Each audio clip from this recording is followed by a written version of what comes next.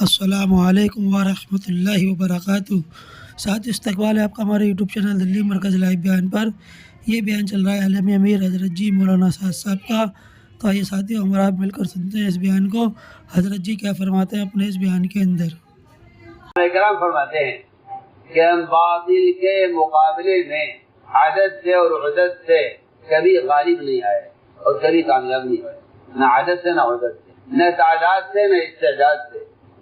مجھے عرض کرنا ہے صرف دو چیزیں ہیں مسلمان کے پاس جس کی کر اللہ رب العزت نے مسلمانوں کی اقلیت میں بھی مدد کی ہے اور اقلیت میں ان کو اکثریت پر غالب رکھا ہے۔ دو چیزیں ہیں، ایک اتباع سنت جس سے باطل ہمیشہ مرغوب ہوا ہے، ایک اتباع سنت جس سے باطل ہمیشہ مرغوب ہوا ہے۔ اس کوشش میں لگے رہے، جماعت کوشش میں لگی رہی کہ دشمن پر فتح حاصل ہو جائے، لیکن باوجود ساری کوشش کے فتح حاصل نہیں ہو سکی۔ بہتر غور کیا گیا کہ جب ہم میں تلاوت بڑی اچھی کرنے والے ہیں، نماز بڑی اچھی پڑھنے والے ہیں، حقوق العباد خوب ادا کرنے والے ہیں، زکوٰۃ خوب دینے والے ہیں، نماز روزے کا اہتمام کرنے والے ہیں، اور ہم بظاہر اپنی نیتوں کے اعتبار سے سب مخلص ہیں، تو آخر فتح میں کیوں داخل ہو رہی ہے؟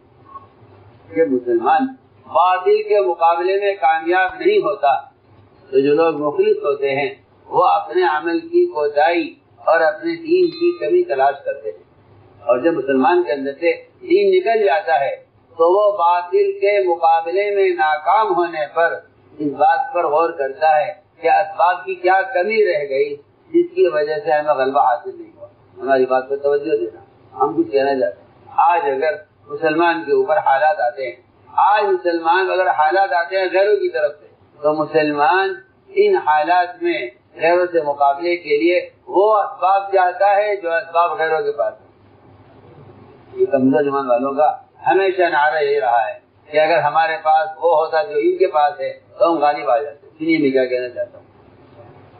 آج مسلمان یہ کہتا ہے اگر ہمارے پاس وہ ہوتا جو ان کے پاس ہے تو ہم غالب آ جاتے، حالانکہ ایک مشرک یہ کہہ رہا ہے۔ ایک مشرک کا کہنا یہ ہے، ہرمزان مشرک کا، کہ جب تک تم لوگ ہمارے دین پر تھے اور ہم اور آپ دین کے اعتبار سے کفر پر جمع تھے، ہم آپ پر غالب تھے، ہم آپ کو غلام بناتے تھے، ہم آپ پر ظلم کرتے تھے، ہم آپ کا مال لوٹتے تھے۔ جب سے آپ نے اپنا مذہب بدلا ہے اور جب سے آپ مسلمان ہوئے ہیں اس وقت سے آپ ہم پر غالب ہیں اور ہم مغلوب ہیں۔ یہ ایک مشرک کا کہنا ہے، ہماری بات تو سمجھ دینا۔ یہ ایک مشرک کا کہنا ہے کہ جب سے آپ نے دین بدلا ہے اس وقت سے آپ ہم پر غالب آ گئے، ورنہ جب تک آپ ہمارے جیسے تھے اس وقت تک ہم آپ پر غالب۔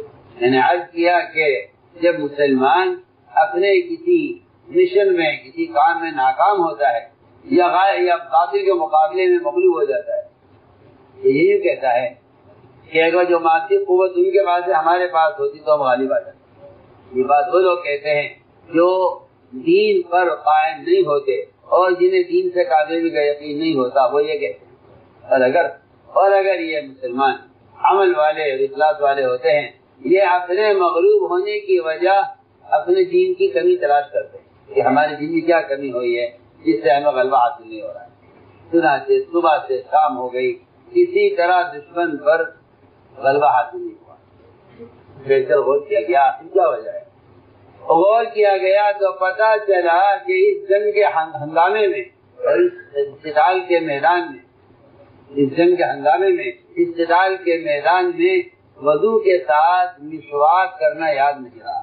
آپ غور والی بات پر توجہ دیں۔ جہاں نماز کا طریقہ بدل جائے، جہاں نماز کا طریقہ بدل جائے، جہاں صلاۃ خوف کی نوبت آ جائے کہ جو عام طریقہ نماز کا تھا اس سے نماز تبدیل ہو جائے، صلاۃ خوف کا طریقہ بالکل مختلف ہے عام نماز سے۔ جہاں جنگ کے میدان جنگ کی وجہ سے نماز کا طریقہ بدل جائے، فرض کا طریقہ تبدیل ہو جائے، وہاں اگر وضو کے ساتھ مسواک یاد نہیں رہی تو جماعت کا کہنا یہ ہے کہ ہمارے غالب نہ آنے کی وجہ یہ ایک مسواک کی سنت سے چھوٹ جانا ہے۔ آپ اس سے اندازہ کر لیجیے کہ مسواک جس کا وضو ہے وہ درجہ نہیں ہے کہ اگر آپ بغیر مسواک کے وضو کریں گے وضو ہو جائے گا، نماز ادا ہو جائے گی. وضو مسواک فرض نہیں ہے، واجب نہیں ہے. آپ وضو کا ایسا جز جس پر نماز وضو موقوف نہیں ہے، اگر صرف اس مسواک کے نہ ہونے سے دشمن کا غلبہ حاصل نہیں ہو سکتا کہ تمہارے دین میں کچھ کمی ہے. آپ فیصلہ کیجیے اس بات کو سامنے رکھ کر کہ جس جماعت کو دشمن پر غلبہ حاصل نہیں ہو رہا صرف مسواک نہ ہونے کی وجہ سے، اس امت کو اس زمانے میں باطل پر غلبہ کیسے ہو جائے؟ نماز چھوڑنے پر، روزہ چھوڑنے پر، زکات چھوڑنے پر. آپ کی سوچ کہاں؟ آپ وہ چیزیں نکل گیا. جس امت کو مسواک کے چھوڑنے پر غلبہ حاصل نہیں ہو رہا دشمن پر، اس امت کو فرائض چھوڑ کر دشمن پر غلبہ کیسے حاصل ہو سکتا ہے؟ سوچیے ہمیں کیا کیا آپ وہ چیزیں بات. اس قصے سے آپ سنت کے مسواک کے رعب کا آپ اندازہ کر لیجیے کہ ایک مسواک کی سنت میں کتنا رعب ہے، ایک مسواک کی سنت میں کتنا رعب ہے. اللہ اکبر. آپ غور کیجیے اس بات پر. مکتب کا بچہ بھی آپ کی مسواک سے ڈرتا نہیں ہے. اگر استاد مسواک سے ہمارے بچے کو، اور وہاں جن دشمنوں پر تلواروں سے غلبہ حاصل نہیں ہو رہا تھا وہ دشمن صحابہ کے مسواک کرنے سے ڈر کر بھاگے. کیا بات؟ آخر کیا بات؟ انہوں نے یہ کہا کہ یہ مسواک کر رہے ہیں، یہ ہمیں دبانے کے لیے مسواک کر رہے ہیں. اس کا اتنا رعب تھا کہ دشمن نے میدان چھوڑ دیا. آپ کا یہ فرمانا نصرت بالرعب کہ میری مدد کی گئی رعب کے ذریعے. آپ کا یہ فرمانا کہ میری اللہ کی طرف سے جو مدد کی گئی ہے غیبی مدد اور رعب کے ذریعے کی گئی ہے، اور 1 مہینے کی مسافت تک میرا رعب ہے. مجھے یاد کرنا ہے کہ آخر وہ کیا بنیادی اسباب تھے جس کی وجہ سے مسلمان کو کے ساتھ غیبی مدد کی. مجھے یاد کرنا ہے وہ 3 چیزیں خاص طور پر ملتی ہیں سیرت میں. ایک اتباع سنت، ایک آپس کی اجتماعیت، اور تیسرا بنیادی سبب اللہ کی غیبی مدد کا وہ انفرادی دعوت. اس لیے کہ دعوت کے بغیر اتمام حجت نہیں ہوتا، اور اتمام حجت کے بغیر اللہ کی مدد نہیں آتی. اللہ کی مدد اجتماعی، اللہ تعالیٰ کی مدد اتمام حجت کے بغیر نہیں ہے. یعنی ذمہ داری کو ادا کیے بغیر مدد نہیں ہے. ذمہ داری کو ادا کیے بغیر مدد نہیں. یاد کرنا ہے یہ 3 چیزیں ہیں ایسی بنیادی جس اللہ تعالیٰ کی طرف سے غیبی نصرت کا وعدہ ہے. پہلی چیز یاد کرنی کہ مسلمان کے پاس اپنے دین کی طرف سے دفاع کا سب سے بڑا سبب، سب سے بڑی قوت وہ دعوت ہے. سب سے بڑی قوت وہ دعوت ہے. بڑی بڑی بادشاہتیں اور بڑی بڑی سلطنتوں کے سامنے ایک صحابی نے اس طرح بات کی ہے جس طرح کسی غلام سے بات کی جاتی ہے. میں آپ سے کہتا ہوں، مثال لیتا ہوں. ایک اکیلا پولیس والا اگر کسی محلے میں کسی گھر پر آ جائے تو محلے میں سناٹا ہو جاتا ہے. لوگ سوال کرتے ہیں کیا بات ہے، پولیس کیوں آئی ہے؟ وہ کہتا ہے مجھے پولیس اسٹیشن سے بھیجا گیا ہے. صحابہ کرام نے براہ راست یہ کہا ہے جا کر بڑی بڑی بادشاہتوں سے اور بڑے بڑے عہدیداروں سے کہ ہمیں اللہ نے آپ کی طرف بھیجا ہے. مخلوق کے بھیجا ہوا آدمی رعب رکھتا ہے اپنے اندر، تو اللہ کی طرف سے بھیجا ہوا جو اپنا کو یقین کرے اس کی بات میں کتنا رعب ہونا چاہیے. کیا اللہ تعالی ہمیں اللہ نے بھیجا ہے. اگر آپ ہماری یہ بات قبول کر لیں تو آپ کی سلطنت، آپ کا ملک، آپ کی فوج سلامت رہے گی. اور اگر آپ یہ بات قبول، آپ کیوں کھڑے ہیں؟ آپ لوگ کیوں کھڑے ہیں؟ اور اگر آپ یہ بات قبول نہیں کرتے تو ربیع بن عامر نے کہا تھا صاف بات کر دیں کہ آپ کی جگہ پر ہم قبضہ کر چکے ہیں. میں آپ سے نہیں چاہتا ہوں یہ رعب کہیں کا تھا. کہ یہ رعب صرف اللہ کے بندوں کو اللہ کی طرف بلانے کا رعب تھا. اللہ کے بندوں کو اللہ کی طرف بلانے کا اتنا رعب ہے کہ ایک صحابی اور بادشاہ سے اس طرح بات کر رہا ہے. ساری روم کی بادشاہ عبداللہ بن حذافہ رضی اللہ تعالیٰ عنہ کو نصرانیت پر لانے میں ناکام ہو گئی.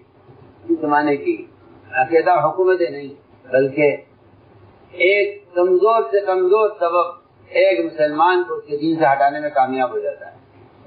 وہاں ایک بڑی سے بڑی بادشاہ ساری قوت لگا دی روم کی حکومت نے ایک صحابی کو نصرانی بنانے پر، لیکن یہ اپنی بات سے ہٹ کے نہ دیے. یعنی یہ نہیں ہو سکتا.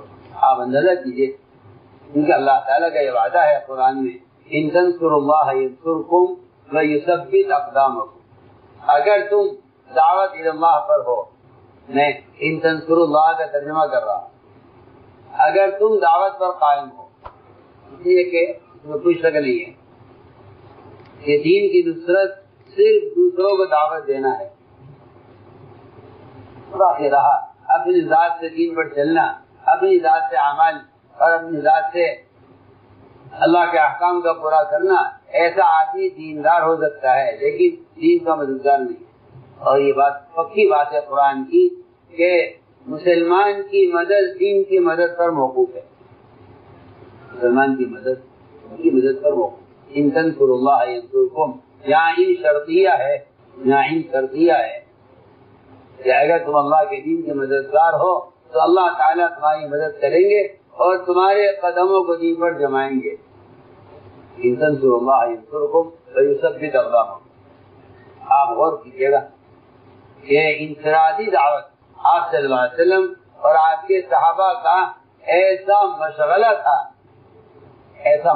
تھا کہ انبیاء علیہ السلام نے بڑے برے حالات میں اور بڑے بڑے خطرات میں اس کو کبھی چھوڑا نہیں.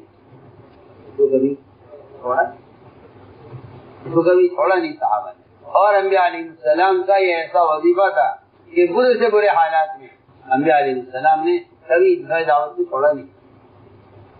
یوسف علیہ السلام تہمت لگائے گئے اور سارے ملک میں یوسف علیہ السلام کے خلاف ماحول بنایا گیا. سارا ملک یوسف علیہ السلام کے خلاف سارا ماحول بنایا گیا. اس لیے کہ یہ بات بالکل انبیاء علیہ السلام کے ساتھ ہر زمانے میں ملے گی کہ انبیاء کو متہم کیا جاتا تھا تاکہ یہ دعوت دینے کے قابل نہ رہیں اور نعوذ باللہ ان کے پر اتہام سے عوام کا ان سے اعتماد ختم ہو جائے.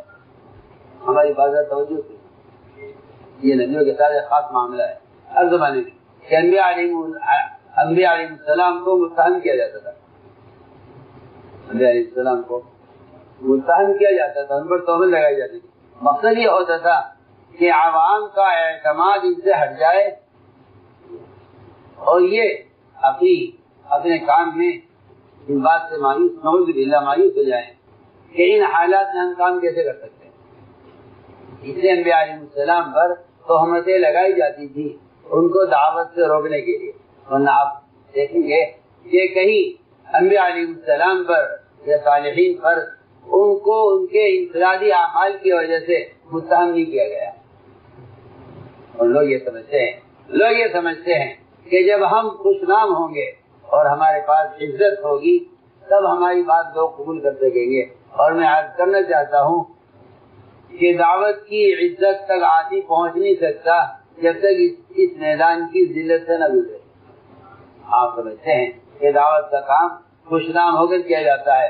ہم عرض کرتے ہیں کہ نہیں، دعوت کا کام بدنام ہو کر کیا جاتا ہے.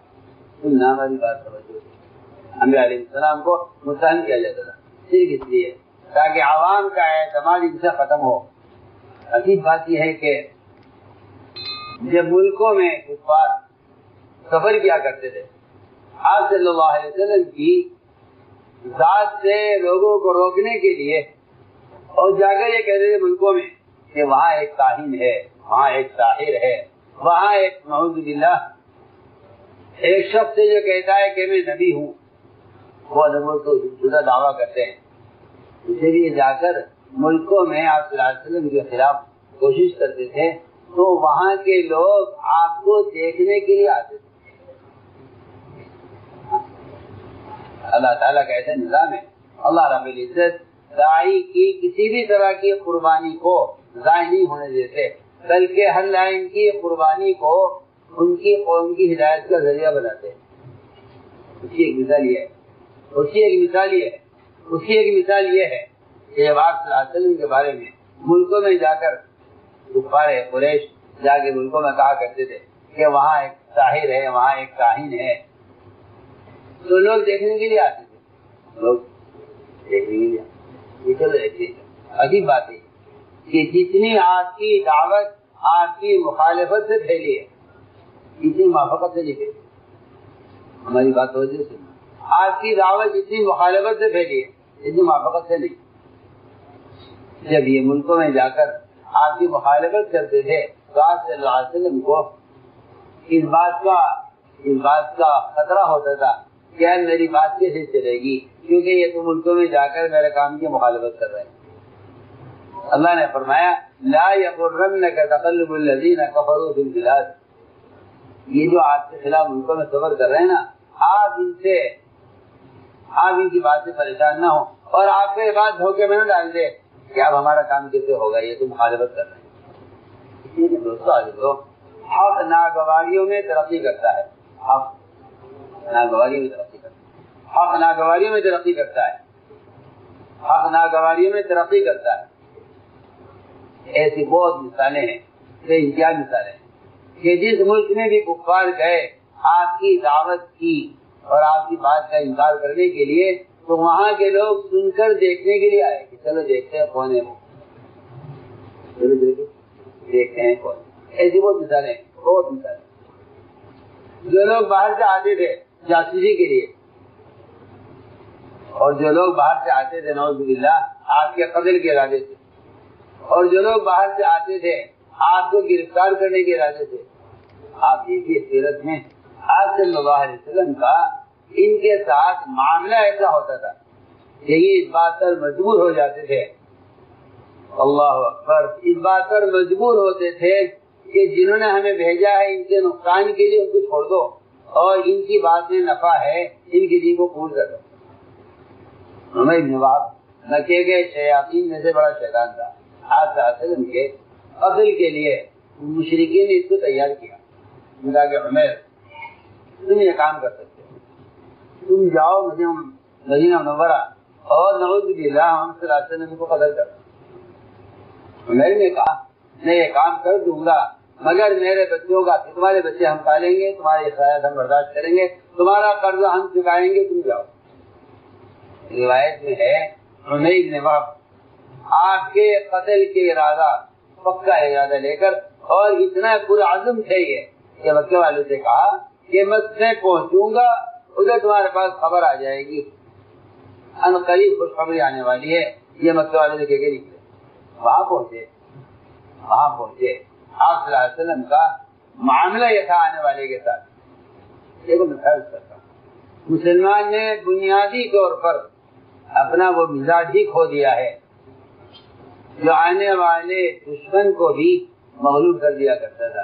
وجہ اس کی یہ ہے کہ اس زمانے میں مسلمان کی سوچ دشمن کے اعتبار سے ہے، حالانکہ مسلمان کی سوچ ہونی چاہیے نبوت کے اعتبار سے کہ اگر دشمن بھی برے ارادے سے آ رہا ہے تو اس کی ہدایت کی بھی اتنی ہی تمنا ہو، اس کی ہدایت کی اتنی ہی تمنا ہو جتنی ہدایت کی تمنا ایک دوست اور ایک محسن کے لیے ہونی چاہیے. آپ غور کرنا میری بات پر. یہ پہنچے مکہ مدینہ منورہ، تلوار گلے میں لٹکی ہوئی. عمر رضی اللہ تعالیٰ عنہ نے عمر بن وہب کا گریبان پکڑ لیا تلوار کے ساتھ، اور سمجھ گئے حضرت عمر اس کی آنکھوں سے کہ اس کا اچھا ارادہ معلوم نہیں تھا. سامنے آئے مسجد کے دروازے کے سامنے، آپ صلی اللہ علیہ وسلم بیٹھے ہوئے تھے تنہا. آپ نے سامنے سے دیکھا کہ عمر بن وہب کے گریبان پکڑے ہوئے ہیں. حضرت عمر نے کہا صحابہ سے جلدی جا کر بیٹھ جاؤ اللہ کے نبی کے پاس. اس کو قریب بیٹھنے کا موقع نہ مل سکے اس لیے کہ اس کا ارادہ اچھا معلوم نہیں ہوتا، یہ اللہ کے نبی سے دور بیٹھے تاکہ استحاد آپ تک نہ پہنچے. صحابہ جا کے بیٹھ گئے آپ کے پاس. ان کے لیے جگہ نہیں رہی. سامنے حضرت عمر رضی اللہ تعالیٰ عنہ اس کا گریبان تلوار کے ساتھ پکڑے ہوئے کھڑے ہوئے. آپ نے فرمایا عمر اس کا گریبان چھوڑو, اس کا کیوں پکڑا ہوا ہے؟ فرمایا اس کا ارادہ اچھا نہیں. فرمایا نہیں عمر چھوڑو اس کو. آپ فرمایا عمر یہاں آؤ ہمارے پاس, کاغذ میں پیچھے ہے تو اسی لیے جگہ کرو. آپ نے انہوں نے وہاں کو اپنا آگے بٹھایا. میں درمیان واقعہ اس لیے عرض کر رہا ہوں تاکہ پہلے یہ فیصلہ تو ہو کہ انبیاء علیہ السلام کا ستانے والوں کے ساتھ کیا وہ معاملہ تھا جس کی وجہ سے اللہ تعالیٰ دشمن کو مغلوب کرتے تھے. فرمایا بٹھایا قریب, آؤ میرے یہاں بیٹھو, بتاؤ مکہ مکرمہ سے تمہارا آنا کیسے ہوا, کیسے آنا ہوا, کیا بات. کہنے لگے عمیر کہ میں تو اپنے بھائی کو لینے کے لیے آیا ہوں, اپنے بھائی کو لینے کے لیے. بھائی عمیر سچی بتلاؤ کیوں آئے؟ کہ جی میں کہہ تو رہا ہوں بھائی کو لینے آیا ہوں. بھائی عمیر سچ بتلاؤ تم مکہ مکرمہ سے کیا ارادے لے کر چلے؟ جی میں تو بتا رہا ہوں بھائی کو لینے آیا. کہ نہیں عمیر تم تھے فلاں تھا فلاں تھا فلاں تھا فلاں تھا, تم 6 آدمی حتیم میں بیٹھے ہوئے تھے, تم نے کیا فیصلہ کیا تھا کہ میں جا کر محمد کو قتل کر دوں گا. اتنی بات آپ نے فرمائی. عمیر کہتے ہیں اشہد انک رسول اللہ, میں گواہی دے کہ آپ اللہ کے رسول ہیں. اس بات کو میرے ان 6 آدمی کے علاوہ کوئی جانتا نہیں ہے, یہ صرف اللہ نے آپ کو بتائی ہے.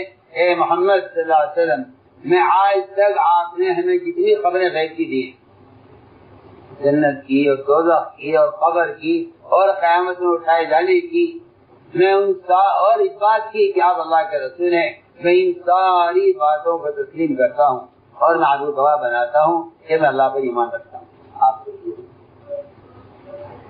رات کے قتل کے ارادے سے آیا ہو, رات کے قتل کے ارادے سے آیا ہو, رات کے قتل کے ارادے سے آیا ہو. یہ انسانی دعوت کی قوت تھی کہ اتنا جلدی دل پلٹتا تھا آنے والے کا.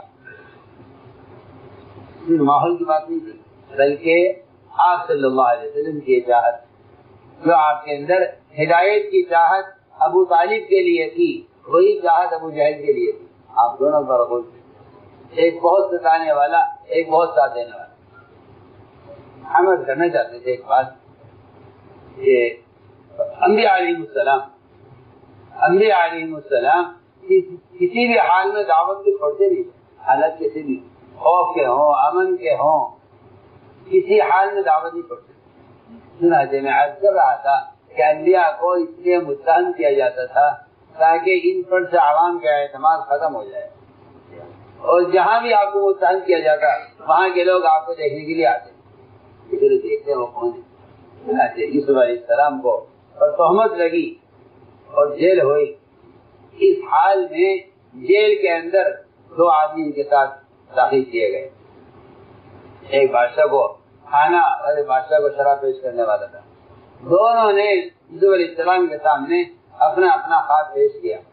ایک انبیاء علیہ السلام وہ اپنے حلیے اور اپنے اخلاق سے ایسے نظر آتے ہیں کہ دیکھنے والا مشرک بھی کہتا ہے کہ یہ آدمی بھلا آدمی معلوم ہوتا ہے, یہ آدمی بھلا معلوم ہوتا ہے.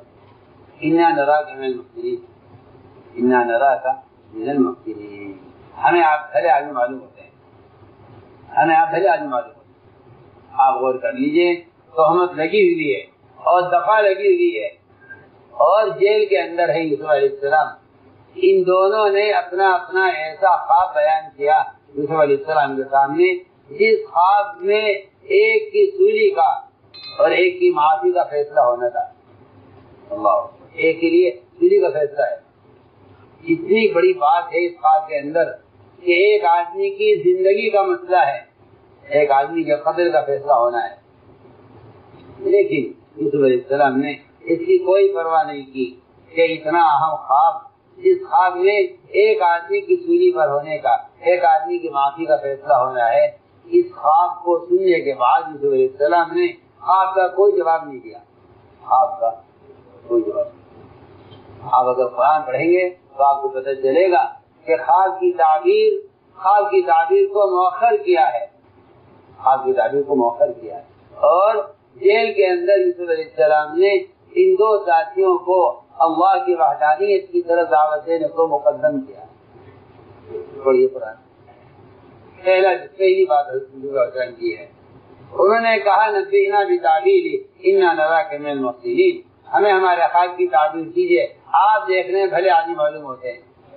یہ اسلام جواب نے کہا یا صاحب السجن ارباب متفرقون خیر ام اللہ الواحد القہار. میرے جیل کے ساتھی، یہ بات تو بعد میں دیکھیں گے تمہارا خواب کیا ہے، تم پہلے مجھے یہ بتاؤ کیا ایک خدا غالب بہتر ہے یا بہت سے معبود بہتر ہے. اس پر اپنا سارا تعارف کہ ہم کون ہیں، ہمارا مذہب کیا ہے، ہمارا دین کیا ہے، ہمارے باپ دادا کا دین کیا تھا، سارا بیان کیا، سارا بیان. یہاں یہ نہیں کہ حالات دعوت دینے کے نہیں ہیں، حالات دعوت دینے کے نہیں ہیں. یہاں یہ بات نہیں ہے، یہاں یہ بات نہیں ہے کہ حالات دعوت دینے کے نہیں ہیں. اگر اس کو دعوت دی تو جن کفار میں صاف کرتا ہوں کہ جن کفار نے متہم کر کے جیل میں ڈالا ہے وہ اور سختی کر دیں گے. یہ موقع دعوت دینے کا نہیں ہے، نہیں ہو ہی نہیں سکتا. میں سمجھتا ہوں کہ مسلمان کا اپنے آپ کو ذلت سے اور مسلمان کا اپنے آپ کو برے حالات سے نکالنے کا جو سبب دعوت تھا، اگر مسلمان حالات کی وجہ سے اسے چھوڑ دیتا، ہمارے آفتاب تک محفوظ چھپا ہوا ہے کہ جس حال میں دعوت کو چھوڑو گے اس سے برے حال کو دعوت دو گے، اس سے زیادہ برے حال کو دعوت. جس حال میں دعوت کو چھوڑو گے اس سے برے حال کو دعوت دو گے. اس لیے کہ دعوت کا چھوڑ دینا اللہ کے عذاب کے آنے کو واجب کر دیتا ہے، اندیشہ نہیں، خیال نہیں، واجب کر دیتا. ہمارے حق موجود ہے. جس حال میں دعوت کو چھوڑ دو گے اس سے برے حال کو دعوت دو گے، اور دعوت کا چھوڑ دینا اللہ کے عذاب کے آنے کو واجب کر دیتا ہے. اللہ کے عذاب کے آنے کو واجب یعنی لازم کر دیتا ہے. دعوت کا چھوٹ جانا اللہ کے عذاب کے آنے کو واجب کر دیتا ہے. آپ غور کر لیجیے، یوسف علیہ السلام اس حال میں دعوت دے رہے ہیں، اور اس سے بڑھ کر اور کیا بات ہوگی کہ آپ صلی اللہ علیہ وسلم مکہ مکرمہ سے چھپ کر نکل رہے ہیں. آپ کے قتل کا پورا پلان بنا ہوا ہے.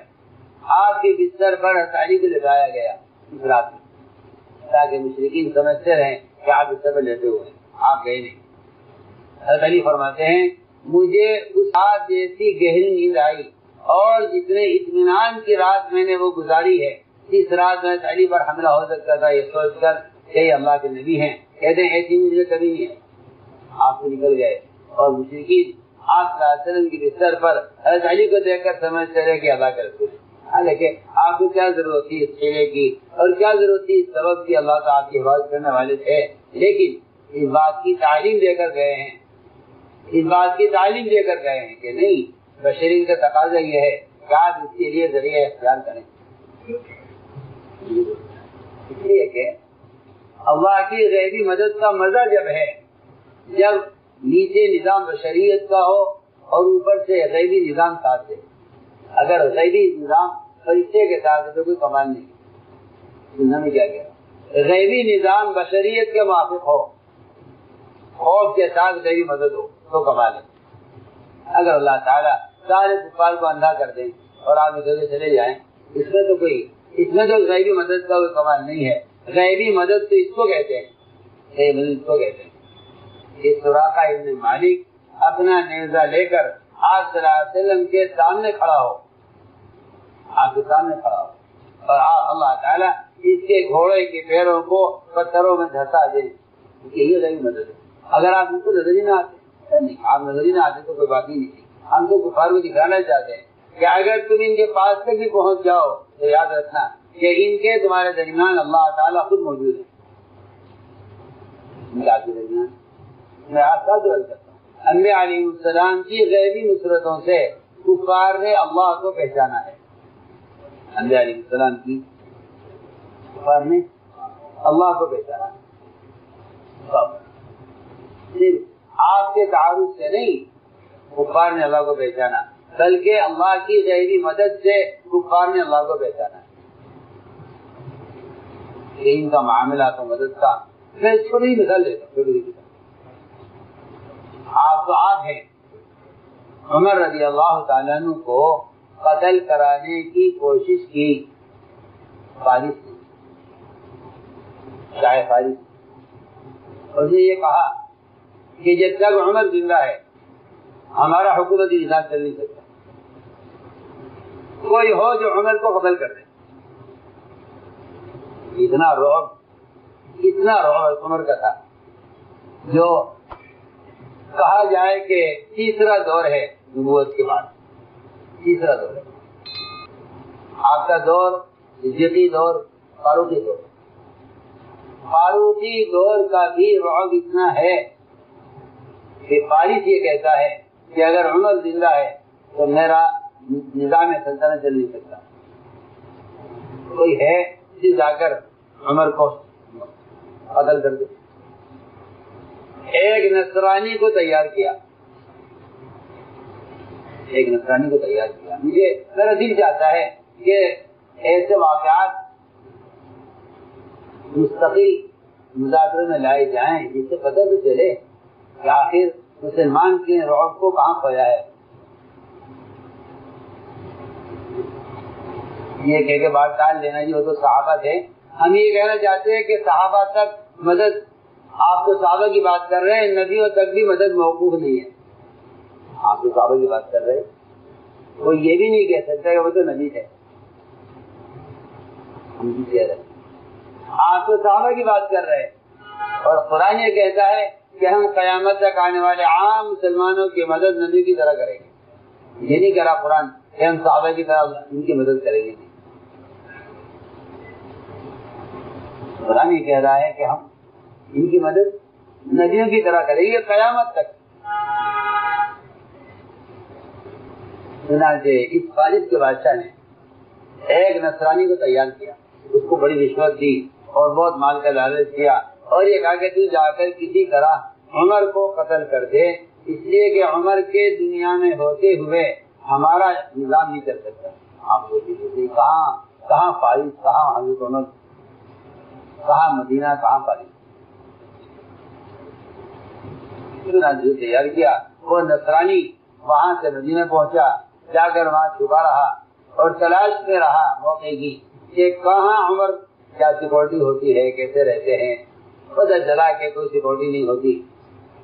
پھر غور کیا تو پتہ چلا کہ ایک درخت ہے، گھنا درخت ہے، اس کے سائے میں عمر جب تھک جاتے ہیں کام کرتے کرتے تو وہیں زمین پر لیٹ کر سو جاتے ہیں. نہ کوئی محل ہے، نہ کوئی سیکورٹی ہے، نہ کوئی حفاظت کا انتظام ہے. 2-4 مرتبہ دیکھا کہ کہاں ہے عمر کے، وہ سو رہے ہیں درخت کے نیچے. معلوم ہوا کہ یہ عام طور سے اس درخت کے نیچے لیٹ جاتے ہیں، زمین پر سو جاتے ہیں. اس نے اپنا نظر تیار کیا اور درخت پر چڑھ کر بیٹھ گیا اس انتظار میں کہ عمر کب آ کر یہاں لیٹتے ہیں. چنانچہ دوپہر ہوئی، عمر تھکے ہوئے تھے، آ کر لیٹے درخت کے نیچے. اس نے موقع پایا، عمر کی گہری نیند ہو گئی تو اس نے اترنا شروع کیا اوپر سے نیزہ لے کر، اور یہ پوری امید تھی کہ میں اپنے کام میں کامیاب ہو جاؤں گا. ابھی یہ ارادہ ہی کر رہا تھا اترنے کا کہ ایک شیر بڑا خوفناک قسم کا آیا اور عمر کے پیروں کی طرف بیٹھ گیا اور اپنی زبان سے عمر کے پیر کا تلوا جانا شروع کیا. اگر کوئی پیر کے تلوے مالش کرے تو نیند اور اچھی آتی.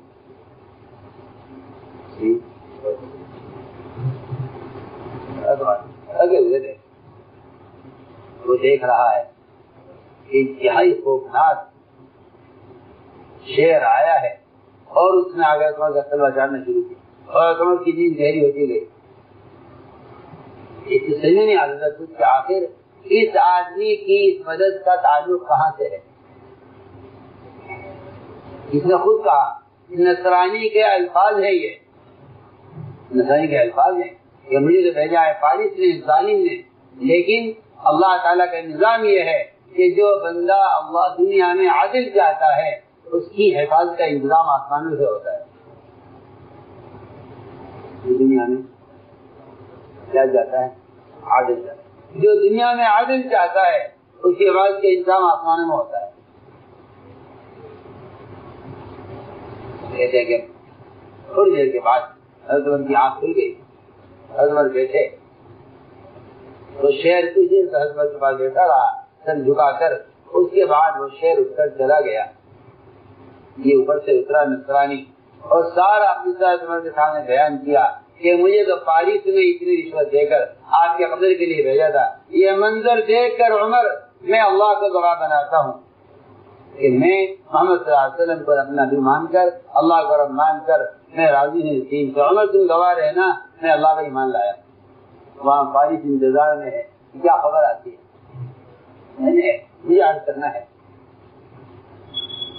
یہ لوگ یہ واقعات سنتے ہیں جی ہاں تو سب سے پہلی غلطی مسلمان یہ کرتا ہے کہ جی یہ تو صحابہ کے زمانے کے قصے ہیں. گویا ایک ایسا گزرا ہوا دور ہے جو ختم ہو چکا ہے, اس کی باتیں کرنے سے کیا فائدہ ہے.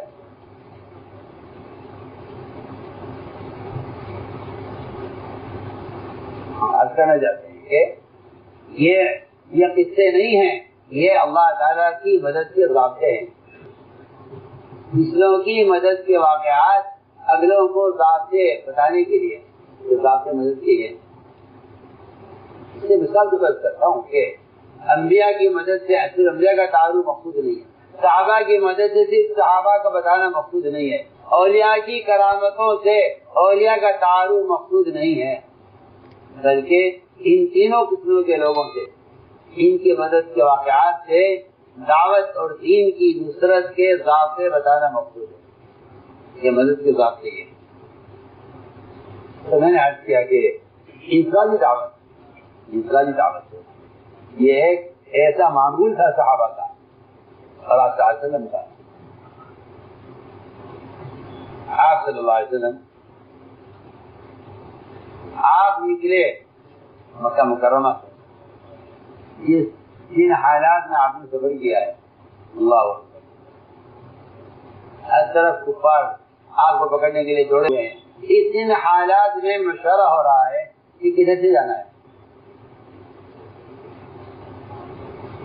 پتہ چلا کہ بھئی ایک راستہ یہ ہے, مگر اس راستے میں ڈاکے رہتے ہیں, اس راستے میں, اور آپ نے فرمایا کہ ہمیں ڈاکوں کا راستے جانا ہے.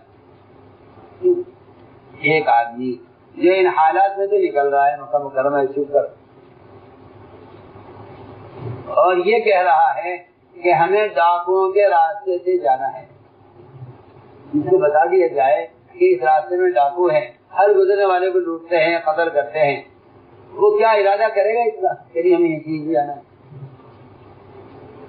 کہ داعی کو اس بات کا یقین ہوتا ہے کہ اگر ہم اللہ کا پیغام منزل تک پہنچائیں گے تو اللہ ہماری حفاظت کریں گے, اور یہ اللہ کا وعدہ ہے قرآن میں کہ آپ تو پیغام پہنچائیے, اور اگر آپ کو اس بات کا اندیشہ ہے کہ آپ کو قتل کر دیں گے تو اللہ آپ کی حفاظت کرنے والے ہیں. واللہ یعصمک من الناس. آپ صلی اللہ علیہ وسلم نے ڈاکوں کا راستہ ان ارادہ اختیار کیا ہے صرف ان ڈاکوں کو دعوت دینے کے لیے. ایک آدمی اپنے آپ کو خطرے میں ڈالے, اپنے مال کو خطرے میں ڈالے, اور صرف 2 ڈاکوؤں کو دعوت دینے کے لیے, کیا دعوت دینے کے لیے رہ گیا اور کوئی نہیں.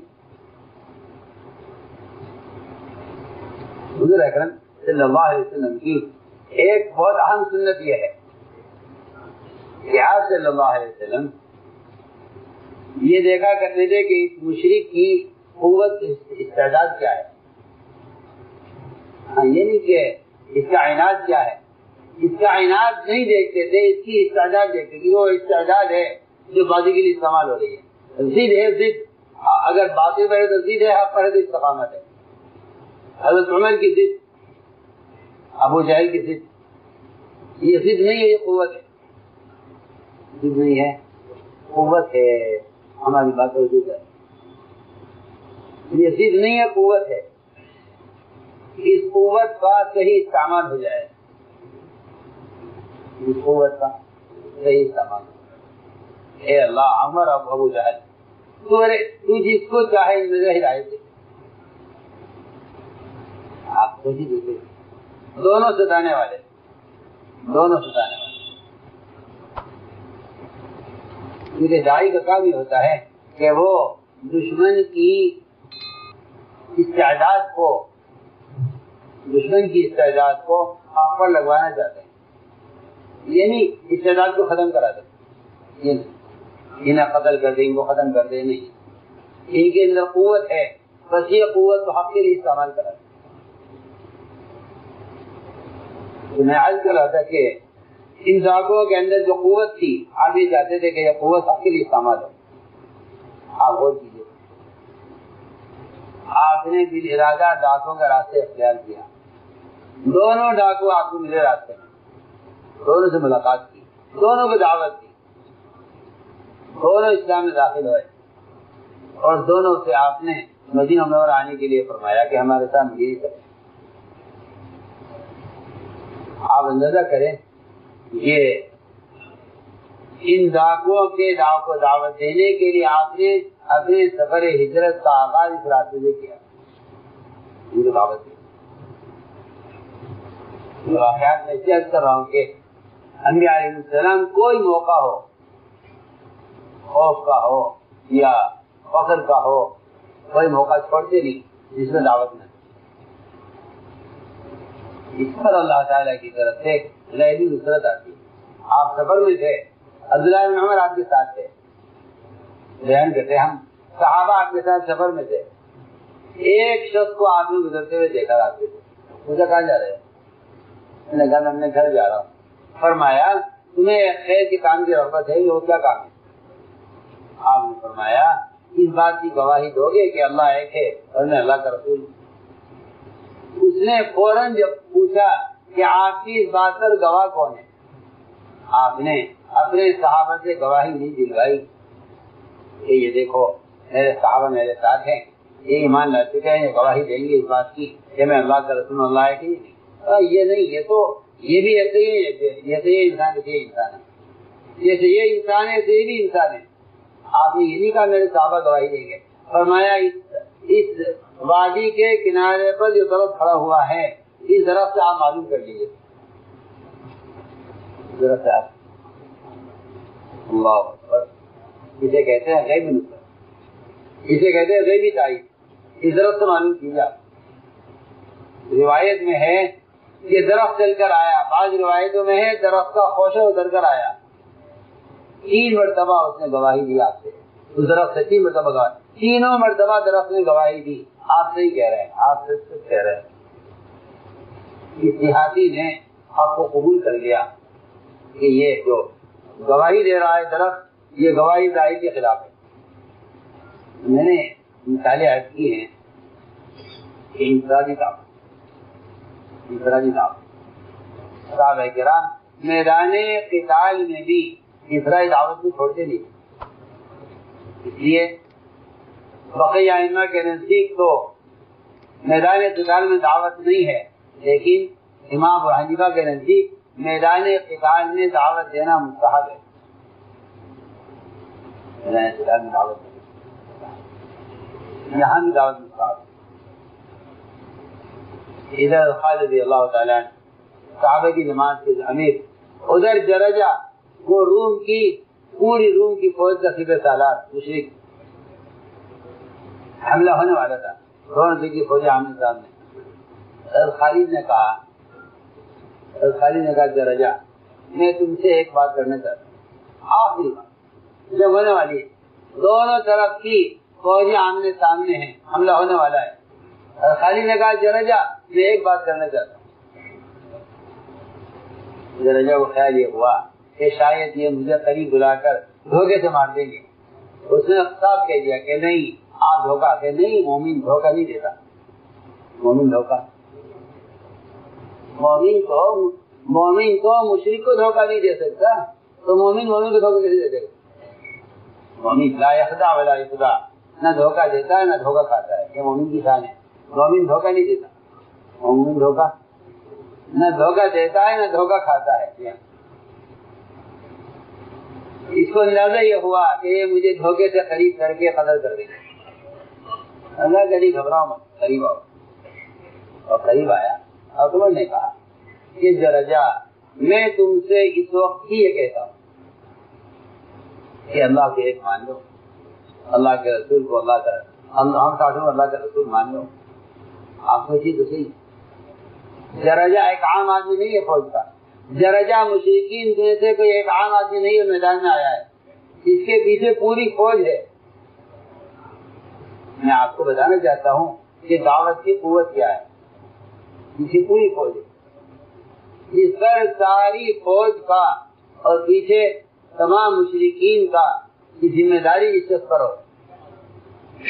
اور یہ نہیں کہ یہ گھر میں بیٹھ کے بات ہو رہی ہے، نہیں، یہ بات میدان قتال میں ہو رہی ہے۔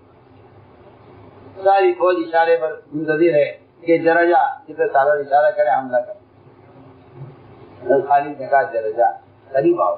دونوں کے گھوڑے اتنا قریب ہے، روایت میں آتا ہے دونوں کے گھوڑوں کی گردنیں اس طرح مل گئی، اتنا قریب آ کہا درجہ تو سب بھی کہتا ہم تمہاری آخرت چاہتے ہیں، ہم تجھے لڑنا نہیں چاہتے، آخرت چاہتے ہیں۔ اللہ کی شان، درجہ نے یہاں اسلام قبول کیا،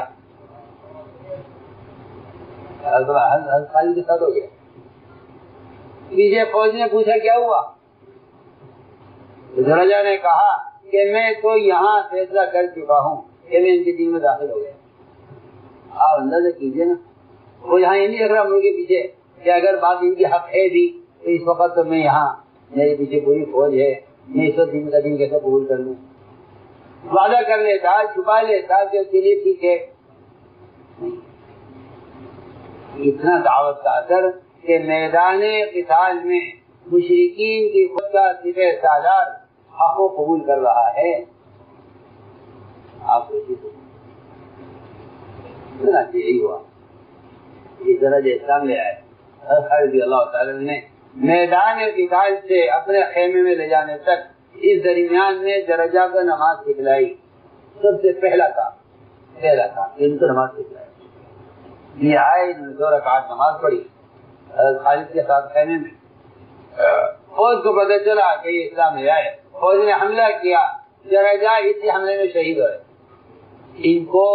ان کو اسلام میں کوئی اور نماز نہیں ملی سوائے 2 رکعت اسلام میں داخلے کی، اور انہوں نے ایک پیر ان کا اسلام میں تھا، دوسرا پیر ان کا جنت میں تھا۔ آپ اندازہ کر لیجیے اتنا جلدی وہاں پہنچے، یہ سمجھ لے پہلا قدم اسلام میں، دوسرا قدم جنت۔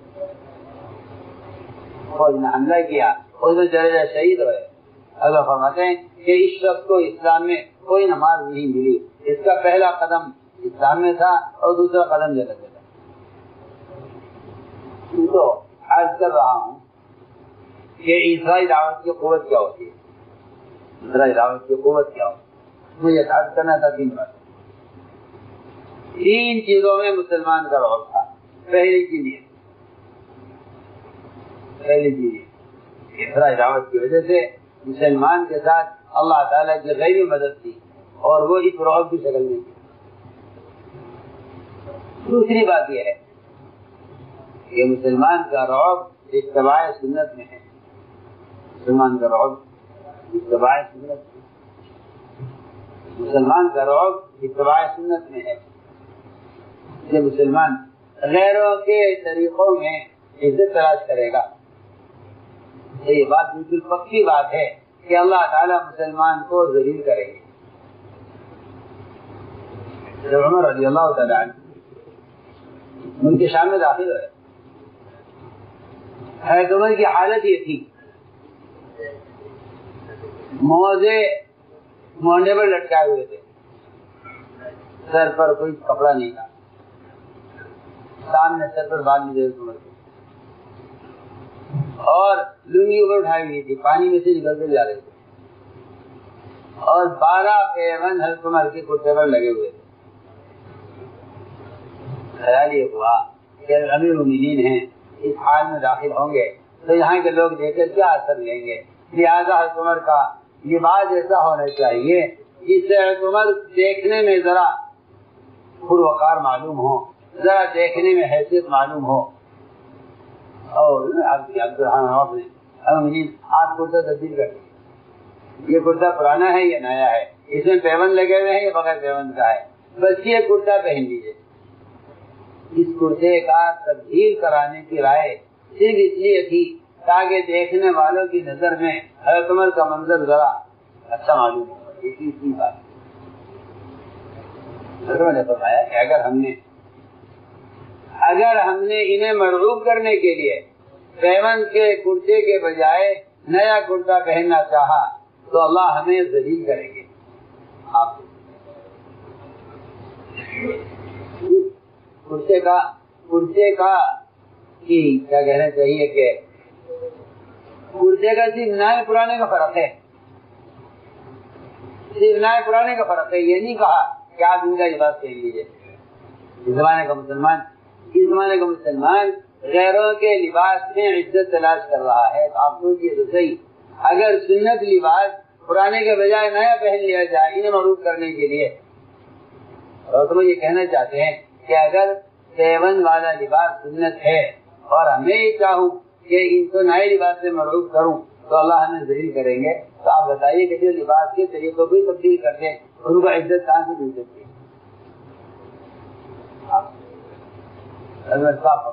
اگر ہم نے اس کے علاوہ میں عزت تلاش کی اللہ ہمیں ذلیل کریں گے. اللہ ہمیں ذلیل کریں گے. میں نے عرض کیا کہ مسلمان کا وقار اور اس کا تعارف وہ اتباع سنت میں, وہ اتباع سنت. تیسری بات یہ تھی کہ مسلمان کی اجتماعیت کا مطلب بدن اجسام کا جمع ہونا نہیں ہے.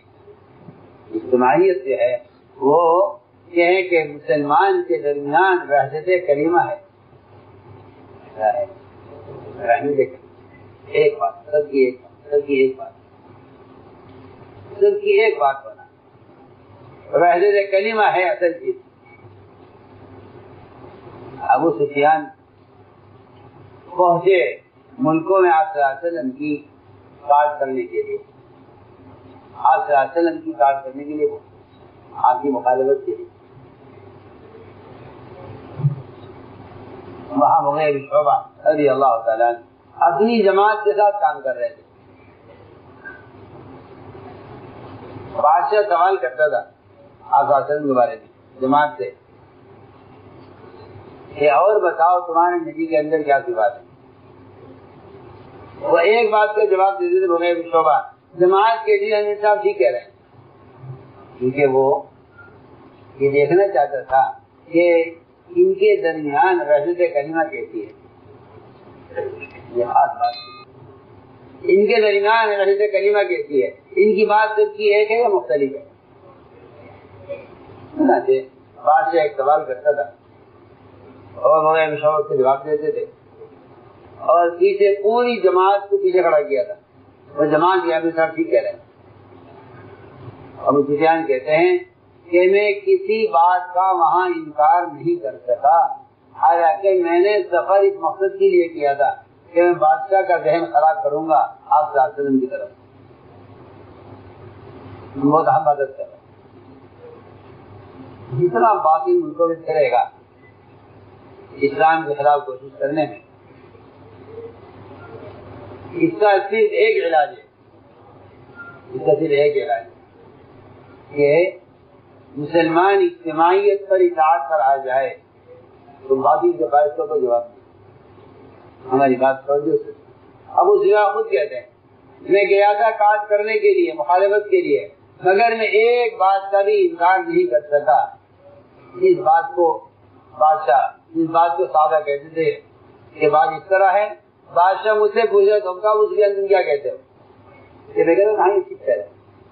کہتے ہیں ابو سفیان دو جگہ میرا دل چاہا جھوٹ بولنے کو, مگر ان کی جماعت ایسی متفق تھی اپنے امیر کی بات پر کہ میں دو جگہ میرا دل چاہا کہ میں انکار کر دوں اس بات کا, لیکن انکار نہیں کر سکتا. جتنے سوالات کیے بادشاہ نے آپ صلی اللہ علیہ وسلم کے بارے میں, ہر بات کا جواب دیا مغیر شعبہ نے, اور جماعت یہ کہتی ہے ہمیں امیر صاحب ٹھیک کہہ رہے ہیں. ہم اب کریں گے یہی ابو سفیان, یہ وہاں ناکام ہوئے ایک چھوٹی سی جماعت کے آپس میں ایک بات پر مجتمع ہونے کی وجہ سے. یہی ابو سفیان یہ آئے مدینہ منورہ, تمام قریش نے ان کو متکلم بنا کر, وکیل بنا کر بھیجا کہ جاؤ جا کر بات کرو محمد صلی اللہ علیہ وسلم, اور صلح کی مدت میں توسیع کراؤ. صلح کی مدت میں توسیع، یہ جو صلح ہوئی تھی اس صلح کو باقی رکھا جائے. ابو سفیان نے کہا تم جاؤ جا کے بات کرو. اللہ اکبر، ہم ایسا کرنا چاہتے ہیں کہ جب مسلمان اپنے دین کی دعوت چھوڑ دیتا ہے تو اگر مسلمان خود اپنے دین کے ساتھ خیانت کرتا ہے، مسلمان خود اپنے دین کے ساتھ خیانت کرتا ہے، مسلمان اپنے دین کی دعوت کو چھوڑ دیتا ہے، خود اپنے دین کے ساتھ خیانت کرتا ہے. ابو سفیان آئے مدینہ منورہ اور خیال یہ ہوا کہ جو ان کے خواص ہیں اور ان کے مشورے والے ہیں ان سے بات کی جائے، اور یہ اپنے ذمہ دار اور اپنے مقتدی محمد صلی اللہ علیہ وسلم جن کے فیصلے پر یہ جان دیتے ہیں کہ ان سے بات کریں گے. نہیں تو کوئی آ کر بات کی. سب سے پہلے ابو بکر صدیق رضی اللہ عنہ کہ ابو بکر آج کرے محمد صلی اللہ علیہ وسلم کو کہ یہ صلح کی مدت کو بڑھا دے، صلح کو باقی رکھے. ابو بکر نے فرمایا کہ نہیں جی، ہمارے یہاں جس بات کا فیصلہ ہو جاتا ہے ہم تو اس فیصلے کو سے ہٹتے نہیں. یہ فیصلہ اللہ کے رسول کا ہے، وہ فیصلہ ہمارا. اس لیے کہ صحابہ کرام میں اطاعت اور اجتماعیت اتنی تھی کہ جس بات کے بارے میں آپ صلی اللہ علیہ وسلم فیصلہ کر دیتے، جس بات کے بارے میں آپ فیصلہ کر دیتے، صحابہ کرام آسمان زمین کو آ جائے، بڑی سے بڑی مصیبت آ جائے، لیکن آپ کے فیصلے صاحب ہٹنے والے وہ سمجھتے تھے کہ اللہ کی مدد اور اللہ تعالیٰ کی نصرت نبی کی بات پر جمنے میں ہے. یہ حالات یہ آ گئے ہیں اور ایسے حالات ہو گئے ہیں، ایسے میں کیا کیا جائے. وہ جانتے تھے کہ اگر نبی کے فیصلے پر جمے ہوئے ہیں تو وقتی دشواریاں ہیں اور ہمیشہ کی مدد اور نصرتیں ہیں. لوگوں کو مزاج یہ بن گیا ہے کہ وقتی دشواریوں کو دیکھ کر ابدی نصرتوں کو چھوڑ دیتے ہیں، وقتی دشواریوں کو دیکھ کر ابدی مددوں کو چھوڑ دیتے ہیں. حالانکہ وقتی دشواریوں کو برداشت کر لیا جائے تو پھر ابدی نصرتیں حاصل ہوتی ہیں.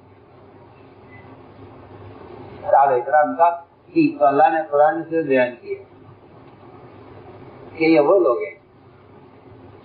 اس لیے کہ قرآن یہ کہتا ہے کہ وہ آدمی مومن نہیں ہو سکتا، اور رب کی قسم کھا کر کہا ہے فلا وربک کہ وہ تیرے رب کی قسم وہ آدمی مومن نہیں ہو سکتا جو آپ کے فیصلے پر راضی نہ ہو، یا آپ کے فیصلے کے بعد اپنے دل میں اپنی رائے باقی رکھتا ہو. وہ آدمی مومن نہیں، وہ شخص مومن نہیں ہو سکتا جو آپ کے فیصلے کے بعد اپنے دل میں اپنی رائے باقی رکھے، وہ مومن نہیں ہو سکتا. میں عرض کرتا ہوں کہ اللہ تعالی آپ صلی اللہ علیہ وسلم کے فیصلوں کے خلاف، آپ صلی اللہ علیہ وسلم کے فیصلوں کے خلاف مشرکین کو اس لیے لایا کرتے تھے تاکہ صحابہ کرام کی اطاعت کا امتحان دیں. ہماری بات سمجھ نہ ہو، مشرکین کے مطالبے ایسے مطالبے آیا کرتے تھے جس سے پتہ چلے کہ ان صحابہ کا تعلق اللہ کے رسول سے ہے یا ان کا تعلق اپنے ماں باپ سے، اپنے بہن بھائیوں سے، اپنے قبیلے سے، اپنی قوم سے، اپنے تعلق والوں سے، یا ان کا تعلق اپنے تجارتی معاملات اور اپنا جو ان کی اپنی ان کی ضروریات جو بنی ہوئی ہیں دوسروں کے ساتھ، یہ کس کی مان کر چلتے ہیں. اس امتحان کے لیے اللہ تعالیٰ کفار کو لایا کرتے تھے مطالبے لے کر صحابہ اکرام کے استقامت اور ایمان کے امتحان لینے کے لیے. میں اس کی مثالت کرتا ہوں، میں سب پانی برا کروں گا، درمیان ایک عبادت کرتا ہوں.